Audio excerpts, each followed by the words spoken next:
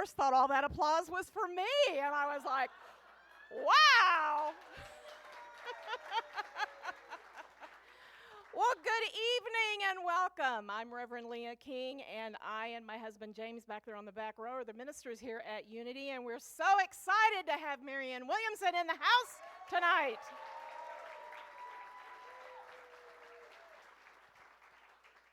So I was first introduced to Marianne's spiritual work almost 30 years ago when someone gave me her book, A Return to Love. And it was for me, give it up, and it was for me like a cold glass of water on a hot South Carolina July day. It transformed my deeply unsettled and unhappy religious mind and set me on a spiritual path that has brought me here this evening in this place at this time. James and I have served here for 18 years, and I am occasionally asked what books, what spiritual teachers that I listen to that inspire me, and I have to say in all honesty that Marianne always tops the list. The book Return to Love always tops the list, and anything that she has put out is just such a blessing. So Marianne holds a very special place in my heart, as I'm sure she does for many, many of you. If by some chance you are here and being introduced to Marianne for the first time, then let me give you some highlights about her. Marianne Williamson is a political activist, author, non-denominational spiritual lecturer, and New York Times best-selling author. Her career began in the 1980s, during which time she became deeply involved with HIV/AIDS activism.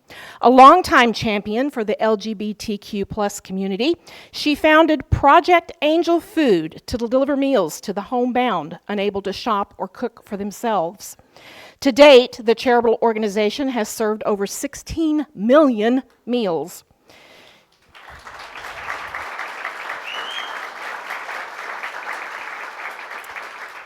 She also founded the LA Center for Living, the Manhattan Center for Living, and co-founded the Peace Alliance. Marianne has been a nonprofit activist throughout her career. She's produced numerous progressive candidate summits and podcasts to encourage more women, LGBTQ+, racially diverse, and progressive Democrats to run for office. Over the years, she's lectured to hundreds of thousands of people on spiritually and politically progressive topics, sold over 3 million books, and has done extensive work with the ill and dying. She has to date written 15 books, 7 New York Times bestsellers, and 4 of them hitting #1. In 2020, she ran for the Democratic nomination for President of the United States and was right here in this very building back then, and is now a candidate challenging the candidacies of President Biden and Robert F. Kennedy Jr. As an essential part of her platform, Williamson proposes a 21st century economic bill of rights, a Department of Peace, reparations for slavery, a Department of Children and Youth, and a just transition from a dirty to clean economy.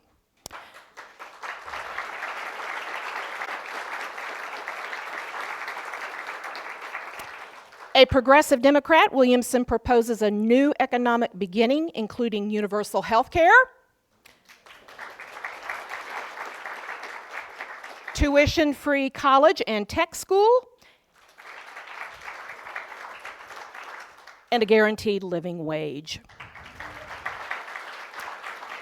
So please, once again, give a very warm welcome to Marianne Williamson.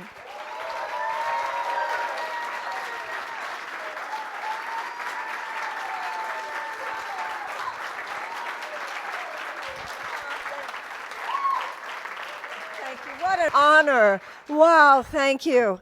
Thank you, Reverend Leah, and thank you, James. Thank you to this church, and I do remember being here, and thank you to all of you. What an honor it is.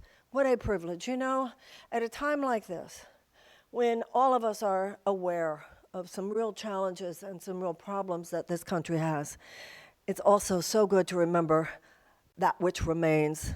The very fact that we can be here, the very fact that we can do this, I feel it as a woman. There are countries in which a woman just getting up and speaking her mind about her government would not even be allowed. this primary process where a few states, the citizens in a few states know how much power you have and take the role so seriously. Something I saw last time I ran and that I see again this time. There's something very profound about it. It's such a privilege and such an honor to be part of it. So thank you very, very much for being here.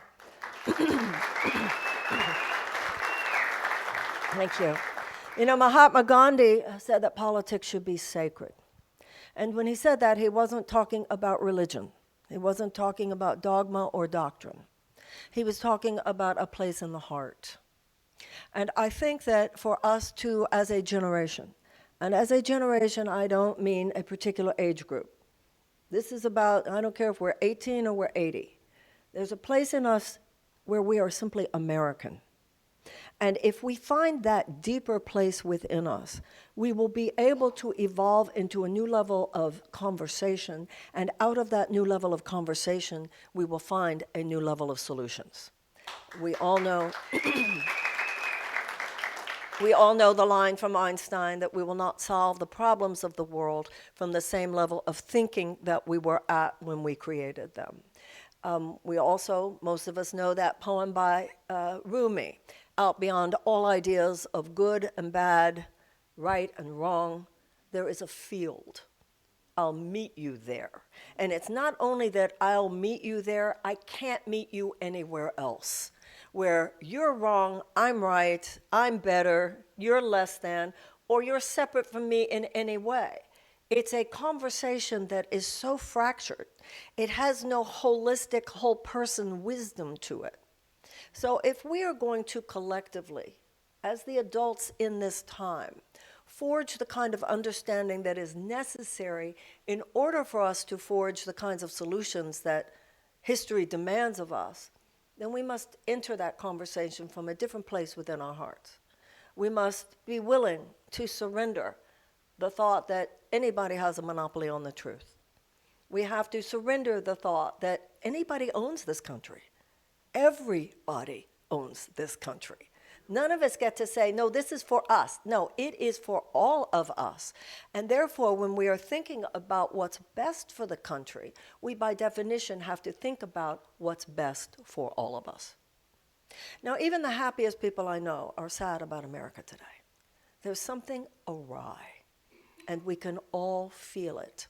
But we are tempted to always be playing whack-a-mole. What are we going to do about the border? What are we going to do about the economy? What are we going to do about this? What are we going to do about that? And it's true that there are many different problems. But if we are to actually face any of these problems with the kind of depth that is called for, I think we have to step back and look at systems and get some historical understanding. I don't think there's ever been a time, certainly in our lifetime, when a broader historical understanding was more necessary than there is now. I also have found throughout my career, Americans have an instinctive understanding that there's an importance to this. There's an importance to this America thing. And yet we're so gaslit and we're so confused and all the pieces are so fractured in our understanding that sometimes we almost have to go back to a child's level of innocence and understanding. Because when we do, we remember that this is not just about our rights, it's also about our responsibilities. We're always demanding our rights, and we're right to demand our rights, and we'll talk about that plenty tonight. But there's a responsibility here. And that responsibility has to do with the fact that every generation is the keeper of the story. Every generation has a responsibility to take that which is good and make it better, and to take that which is wrong and correct it. That's our responsibility as citizens. So I'd like to go back to 1776, when it all began in terms of the founding of a nation. 56 men signed the Declaration of Independence. And those men were very brave, because if the British had won the war, those men would have all been executed as traitors against the King of England. Now, in that document, by so signing, they were for the first time in human history imbuing a country with the most enlightened, radical principles of equality that had ever been put at the core of the founding of a nation. They were radical ideas. They were radical in 1776, and as we'll be seeing tonight, they're radical now. They say that all men are created equal.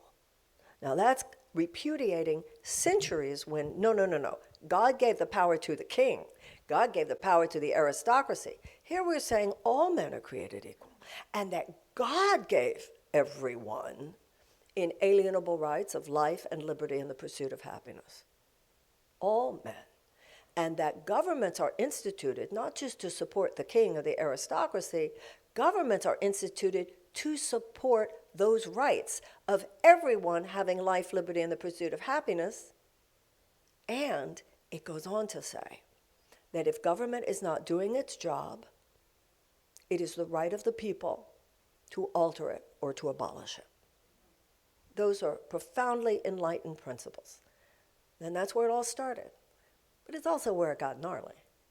Because out of the 56 men, 41 of them were slave owners. That's America's story. We're both and. We have always been both and.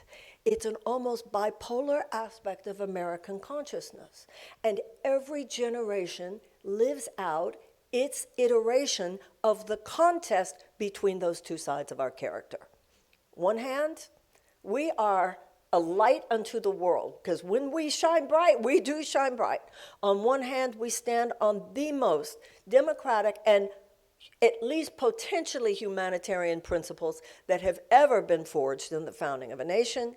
And within that, there have been people in every generation willing to sacrifice for those ideals, willing to even at times die for that ideal.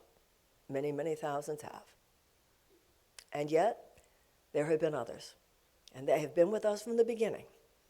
And they are people who, for their own financial purposes and or ideological purposes, have no intention whatsoever of seeing those principles made manifest, and have proven throughout our history that they would go to extreme examples, extreme lengths, even violent, atrocious, heinous ones, to make sure that they were not. And that contest and that struggle that is always at the core of the American story is one in which, if we look at the trajectory of our history, makes us proud more than ashamed. Because generations have risen up and pushed back, rejected and repudiated institutional forces of injustice and oppression. Yes, we had slavery in this country, but we also had abolition.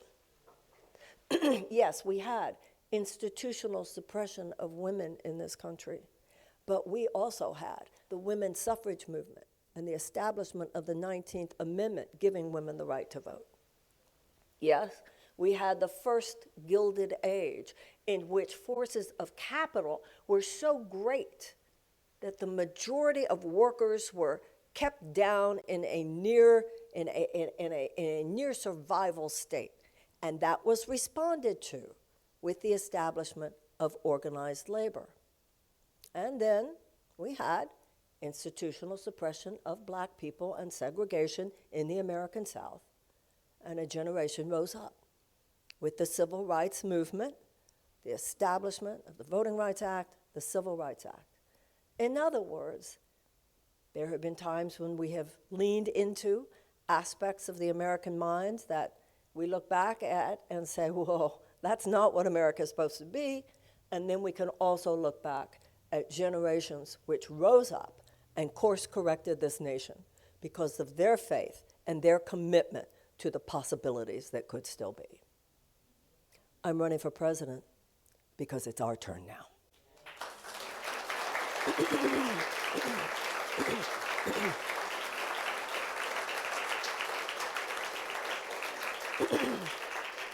Today, it's not a particular institutional reality that is the problem.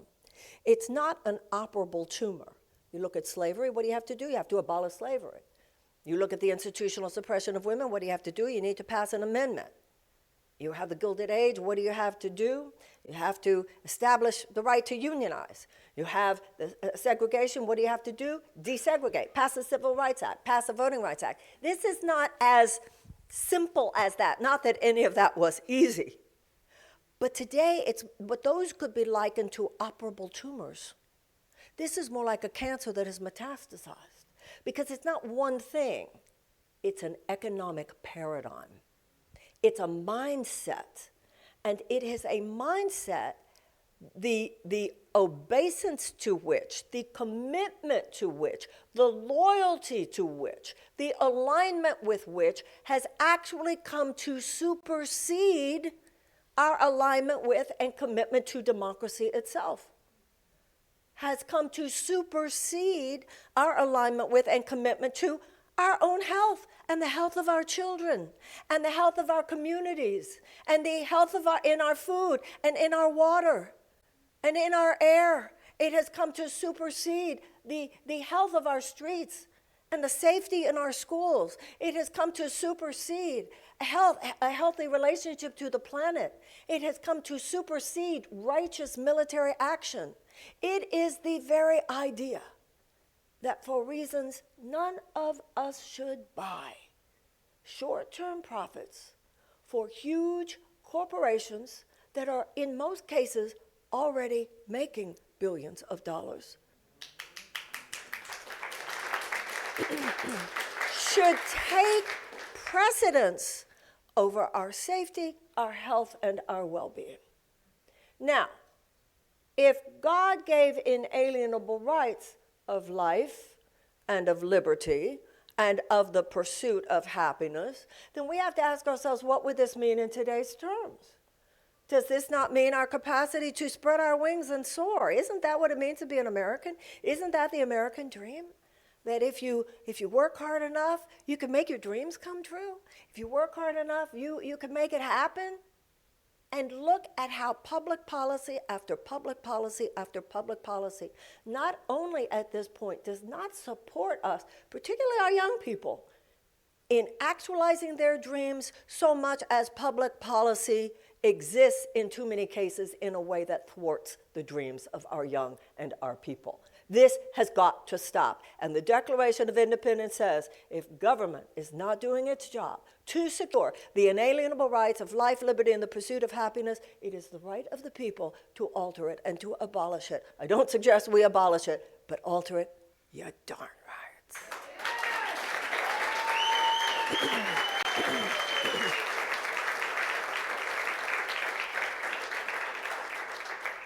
In every other advanced democracy, they have universal health care. Every other advanced democracy. You know what we have here? 1 in 4 Americans who live with medical debt. 85 million Americans who are uninsured or underinsured. 18 million Americans who cannot afford to fulfill the prescriptions that their doctors give them. And that's a big thing going on in America. People who, yes, they have insurance, but they can't afford the medicine. They can afford to see the doctor, but the doctor tells them what treatment I want to give you, and they can't afford the treatment. They can't afford the medicine. People rationing their insulin. I was in England recently. I was talking at a university there. And of course, they, like every other advanced democracy, have universal health care. And when I mentioned that people ration their insulin here, people were like, there was just this disbelief. Like, how do you allow that? How do you allow your government to do that? How do you allow that? It's a good question. It's a good question. And this is the thing. They will tell you here, oh, we don't have universal health care here because it's complicated. And I'm here to tell you, no, it's not. We don't have it because it's corrupt. We don't have universal health care because of the profits and the greed of the insurance companies. And that's it.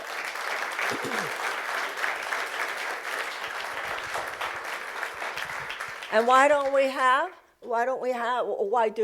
people who are rationing their insulin?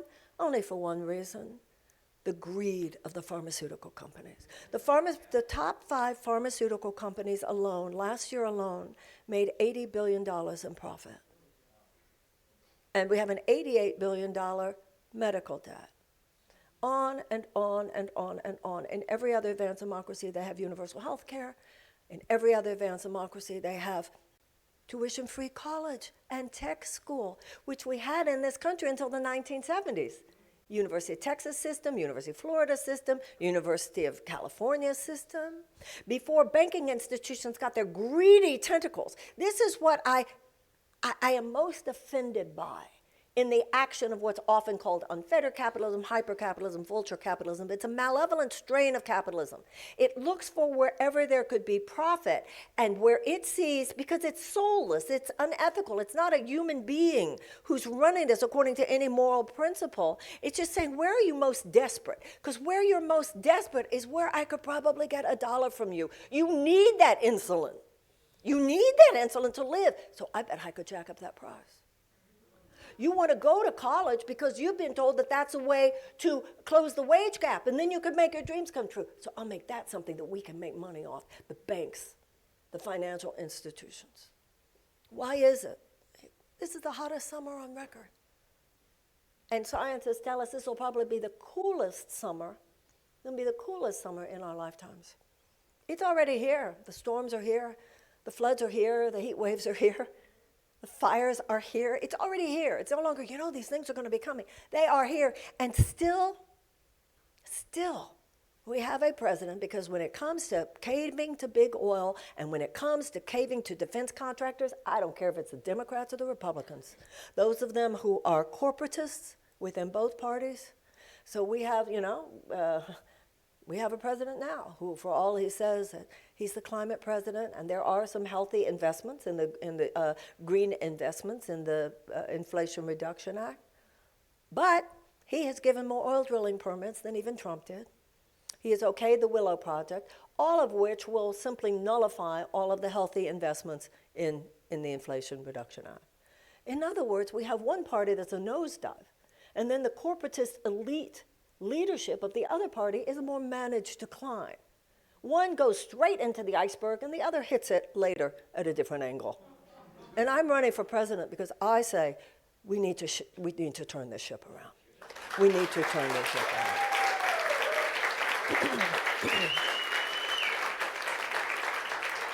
And so in issue after issue, and they're still telling us with an $858 billion defense budget, they are still playing us for such fools. And this is what's different in America. We're not fools. People have woken up. 10 years ago, I would be in a room like this thinking, I really want people to wake up. People awaken. I'm not saying anything here tonight you don't already know. I can go anywhere. People know this now. I read an article about myself years ago, before I was doing anything political, but I think it applies to my career today. And it was saying, Marianne Williamson doesn't say anything everybody else isn't saying. She just says it when the mic is on. And I think that's true. I'm saying, I might have given you some facts and figures, but I'm not saying anything you don't already know. But it's like we're trained not to talk about it. So there's an $858 billion defense budget. So if you look at all the defense spending of every nation in the world, double that, just under that is how much money we spend.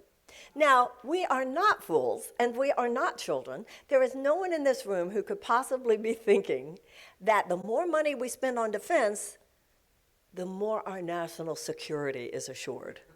The Iraq War did not make us more secure. The last 20 years in Afghanistan did not make us more secure. When we're talking about national security, we should be talking about how many Americans don't have health care. When we're talking about national security, we should be talking about how many people. 1/3 of America's workforce lives on less than $15 an hour. Half of them cannot find a place to live. And I assume you all know that only 38% of jobs in South Carolina pay a middle-class salary. This is wrong. In the 1970s, the average American worker, and some of us remember, in the 1970s, the average American worker could afford a house. The average American worker could afford a car. The average American worker could afford a yearly vacation. I hear these, The average American worker could afford for one parent to stay home if they wanted to, and that average American worker could send their kids to college. So what do you think happened? You think this just kind of out of nowhere happened, that the middle class in America has been hollowed out? Trickle down. Trickle down economics, like I said, it's a paradigm. It's a canard. It's a big piece of wool that was falling over everybody's eyes. And it was the American people told, you know, if instead of the corporation serving all the stakeholders, the stockholders, the CEO, the community, the workers, the environment, instead what we should do is tell the corporation that their only financial responsibility is to the stakeholders. The stockholders. And so the stockholders, you're going to move all that money. We're going to do it by deregulating. We're going to do it by tax breaks for these huge corporations. We're going to do it by demonizing unions. We're going to do it by dismantling things like Glass-Steagall. And so what's going to happen is what happened, which was a $50 trillion massive transfer of wealth into the hands of 1% of Americans. Now, the idea was, no, this will be good, see? These people will be so rich, and they'll become job creators. And then they'll create so many jobs that all that wealth will trickle down, and it will lift all boats. Well, decades later, it clearly did not lift all boats. Clearly, it has left millions and millions of Americans without a life vest. Because this is the deal. Their business model is not job creation. Their business model is job elimination. And their business model is worker exploitation. And their business model is union busting.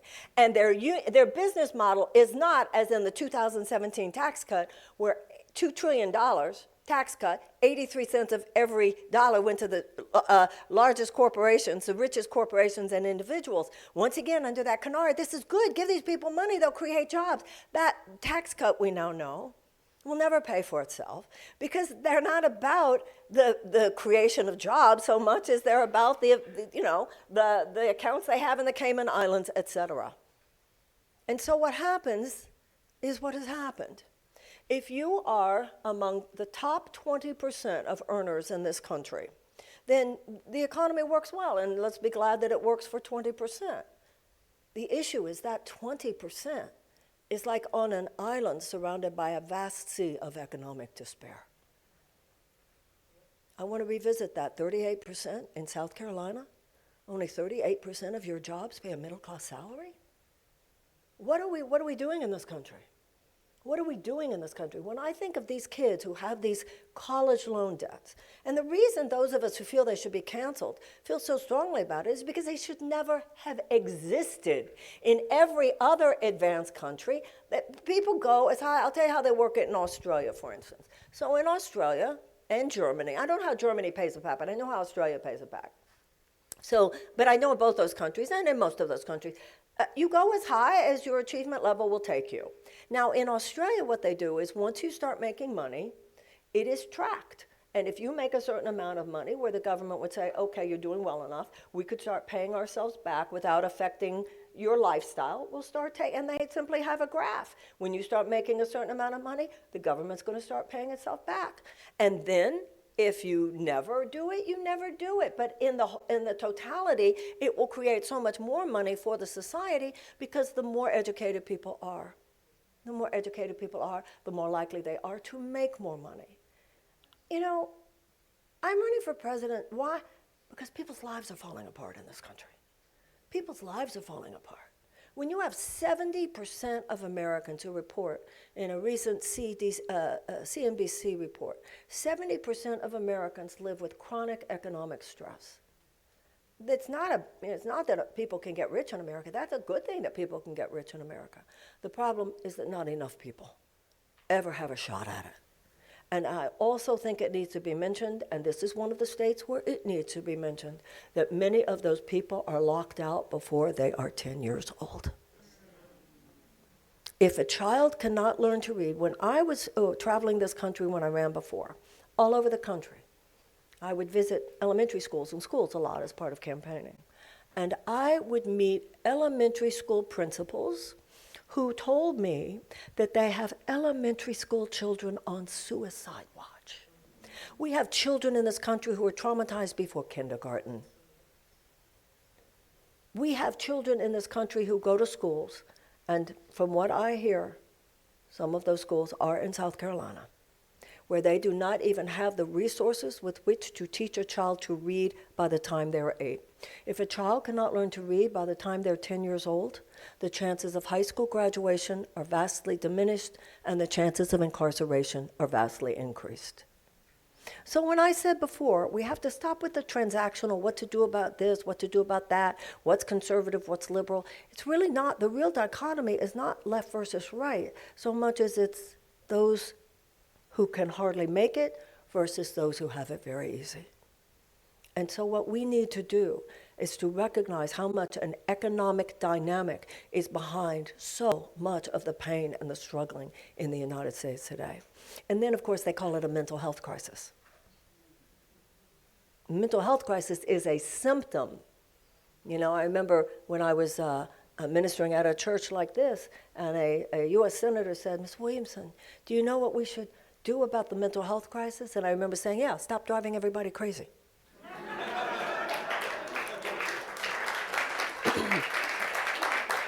So I think that America needs a new beginning. I don't think things are just a little bit wrong. Tweaking them here and there is not going to be enough. Americans have been trained to limit our political imagination.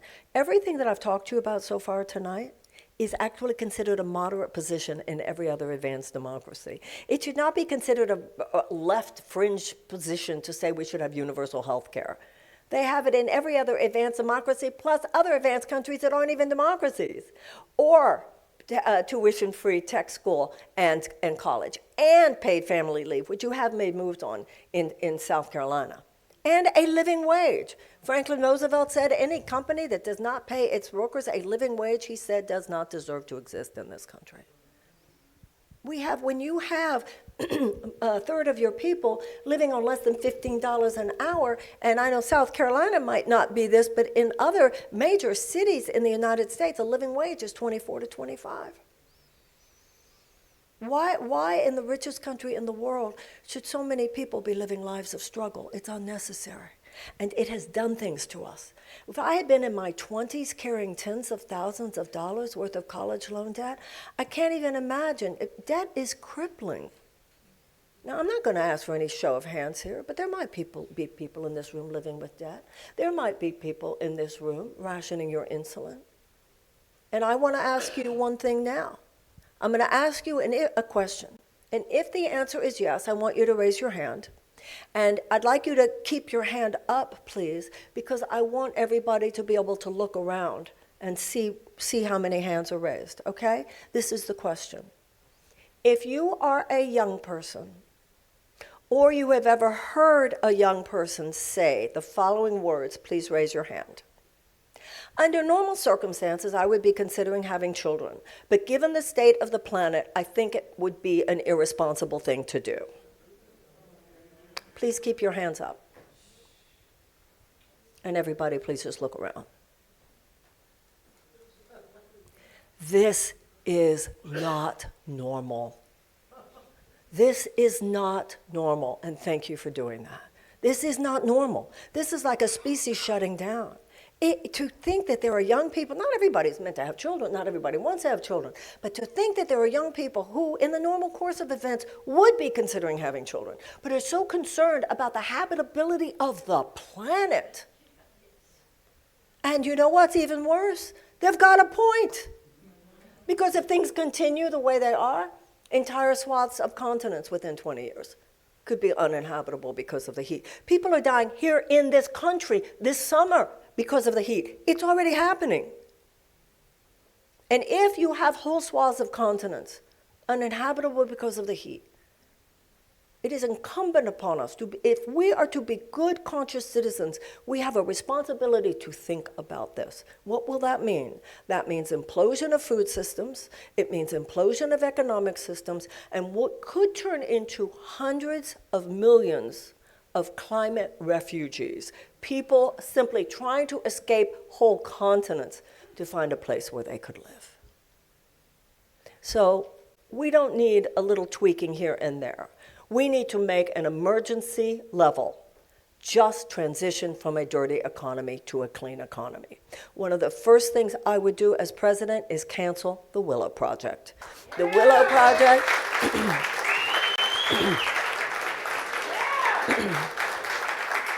The Willow Project is an $8 billion ConocoPhillips oil extraction project on the north slopes of Alaska. This is not the time to be ramping up fossil fuel extraction. It's the time to be ramping down fossil fuel extraction. And when people say, well, how do we do it? And we couldn't do it.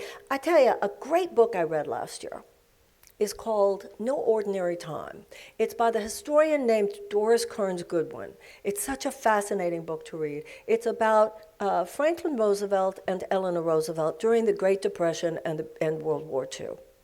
When World War II began, we hardly even had a standing army, and England had nothing. Hitler had been preparing his military for 5 years, and every time he invaded a country, he absorbed their industrial capacity. We had nothing. Hitler had everything. But you know what? It had to happen. We had to get ready. And why did we? And how did we? We're Americans. So don't tell me we couldn't do it. Yes, we could. We're Americans, and we have forgotten that. We need to make a just transition from a dirty economy to a clean economy, and we need to make a just transition from a war economy to a peace economy.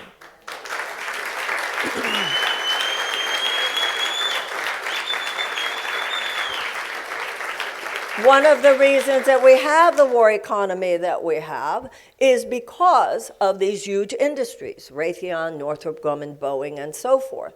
But if you actually look at the return on investment, we get more ROI from peace dividends than from war, such as health, such as education. You want to make more money, invest more in education. You want to make more money, invest more in healthcare. Look at all the Americans who are in jobs that they hate. They're in jobs that they hate, but it's the only way that they can get the benefits. They're not doing what, especially our young people who have this, young people in America today are no different than young people when any of us were young or in any generation. They have the energy, they have the dreams, they have the productivity, they're ready to go. But they're strapped. They're strapped, whether it's that, you know, about the health care or about the tuition costs or the college loan. What are we doing? These are our kids. What are we doing? And I meet among a lot of young people today, you know, who really get why should they live their lives at the effect of bad economic ideas left over from the 20th century. They're not even 20th century people. And for those of you who are Democrats or thinking of voting as a Democrat, I submit to you, for those of us who are Democrats, the concern that everybody should be worried about, given how little we are offering, the concern should not be Donald Trump in 2024. What would defeat the Democrats in 2024 is how many people would just stay home. That's what we should be concerned about. And I think that we need to listen to the words of Franklin Roosevelt. Where Franklin Roosevelt said we wouldn't have to worry about a fascist takeover in this country, he said, as long as democracy delivered on its promises. I was reading an article today about young people not feeling as patriotic as other generations. On one hand, that's dangerous. That's not cool. That's not good for any of us. On the other hand, from a certain perspective, I kind of get it. I kind of get it. Because if these young people are growing up, just to go to college, they have to be strapped by some of these horrible loans. They're going to have to go to jobs that they don't even like because it's the only way they could get the benefits or only way that they could pay off the loans. What are they supposed to be loving? They don't have an institutional memory of a time when government policy was actually supporting them in living their dreams. Their only experience is government policy that is thwarting their ability to live their dreams. And my fervent belief is that there's a rumbling beneath the surface in this country today. There are simply too many places where justice is not done. Now, you should love mercy. Where's the mercy in our criminal justice system? Where's the mercy in our racial justice policies too often? Where is the mercy in the fact that we are allowing little children to go to school every day? You think we have a mental health crisis now? What is it going to be 10 or 15 years from now when you have an entire generation grow up who, when they were little children, would pray every morning they would not be shot at school today? And not only that, they're not even seeing the adults do much about it. So at this point, something's gonna fall. Everything I have described to you, none of which, like I said, is really news to anybody here, is unsustainable. Martin Luther King said there's positive peace and negative peace. He said negative peace is where there's no outright violent conflict, thank God.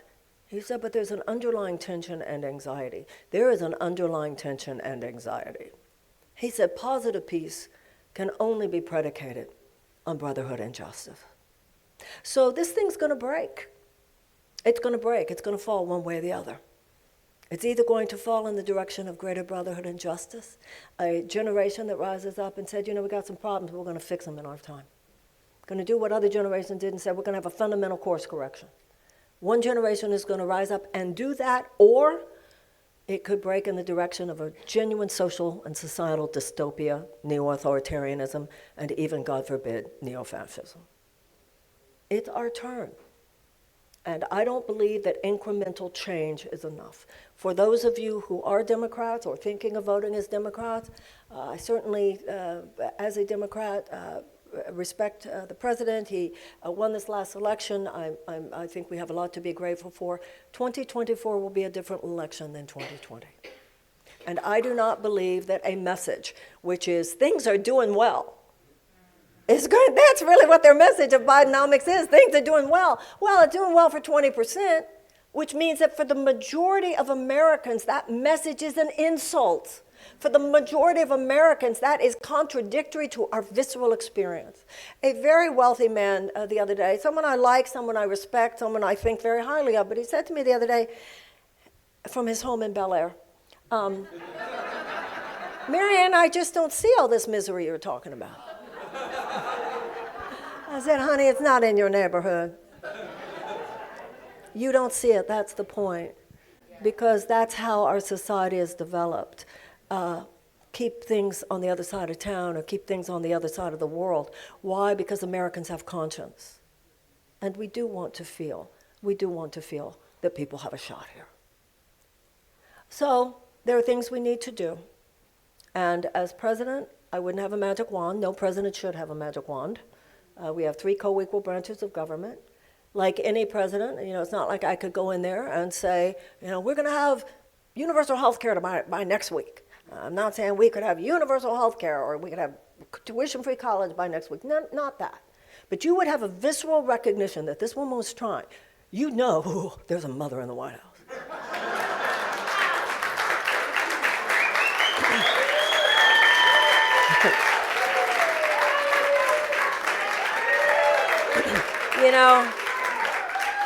For every problem we have, and I've mentioned quite a few of them here, for every problem we have in this country, we have the people who know how to solve them. For every problem we have, there are already the geniuses, there are already the people with best practices here in South Carolina, just like everywhere else. The problem is that the people with the solutions too often do not have the power. And the people with the power too often don't even want to hear about the solutions because those solutions would not produce immediate short-term profits for their corporate donors. And that's the problem we have, that those huge corporate entities have such undue influence ever since particularly the Citizens United decision. They have such undue influence on Congress that our government itself has become little more than a system of legalized bribery. And even in the Democratic Party, and most of the people now in the office in the Republican Party still think that this corporate governance is the way to go. The Democratic Party, the elite there, the corporatist elite, are still acting that way, but they're trying to have it both ways. They want to help people on the periphery. They want to ameliorate people's stress. And that's what comes out of Washington. How can we ameliorate your stress given that you're living in an unjust system? I say, I have an idea. Let's end the injustice. It's not enough. What Eleanor Roosevelt said to her husband was, it's not enough to ameliorate stress. We need fundamental economic reform. And for those who say, people come up to me, Marianne, how can you be running? Those are my Democratic friends. Don't you understand that there are fascists at the door? How can you do this? For those of you who are Democrats, I'll tell you, that's why I'm running. That's why I'm running, because I agree with Franklin Roosevelt when he said that the way to make sure there would be no fascist takeover in this country is if democracy delivered on its blessings. And no, for people who say, Marianne, we're getting there. It has to come in increments. This is my answer all the time, and so far I've been correct. I'll say, let me guess. You have health care. Let me guess. You can send your kids to college, right? Let me guess. You probably work for more than $15 an hour, don't you? And let me guess. You can work just one job and survive. So for those of you who, and I believe that this means the majority of Americans, who feel that conscience should lead us, and that it's not okay to just know, I got mine. And by the way, when it comes to universal health care, guess who supports it? Democrats and Republicans. When it comes to tuition-free college, guess who supports it? Democrats and Republicans. When it comes to common sense gun safety laws, guess who supports it? Democrats and Republicans and gun owners. When it comes to paid family leave, guess who supports it? Democrats and Republicans. But we have a system now where too often our legislators do more to serve the profitability goals of their corporate donors than the people of the United States, their own constituents. But I've learned this. People said to me, what did you learn from running before? And this is what I learned then and what I see now. That the system, the political and media industrial complex, this huge corporate multi-billion-dollar behemoth, is even more corrupt than I realized. And the people of the United States are even more wonderful than I hoped. The people are not the problem. The people of the United States are not the problem, but I will tell you this. You could take any two people from this room and say, okay, any two, we're going to have dinner later. And this is my experience of the American. Any two of us could go to dinner, and within 30 minutes, we'd be having a very real conversation. We'd probably be talking about each other's family and children and what's going on, and we get authentic one-on-one. We get real and kind of transparent, and we're cool people to talk to. But publicly, in our political conversation, we've all been trained to go stupid. We've been trained to keep it shallow. We've been trained to just speak whatever. Oh, yes, we have, just like the independent thinking goes out the window. We've been trained to be shallow, and we've been trained to limit our political imaginations. We've been trained to forget that we, the people, are supposed to be in charge here. We have been trained to forget that we can do anything. We can do anything. We're American. Clearly, the abolitionists had desperate days, and the women's suffragists had desperate days, and the civil rights workers had desperate days. If I hear one more person say, oh, it's just so traumatizing, you think the people who walked across the bridge at Selma weren't traumatized? We need to buckle up. We need to buck up, and we need to get tough. And yes, there are times when it's very hard, and it feels very desperate. Cry in the morning. My own personal motto is, pray in the morning, kick ass in the afternoon.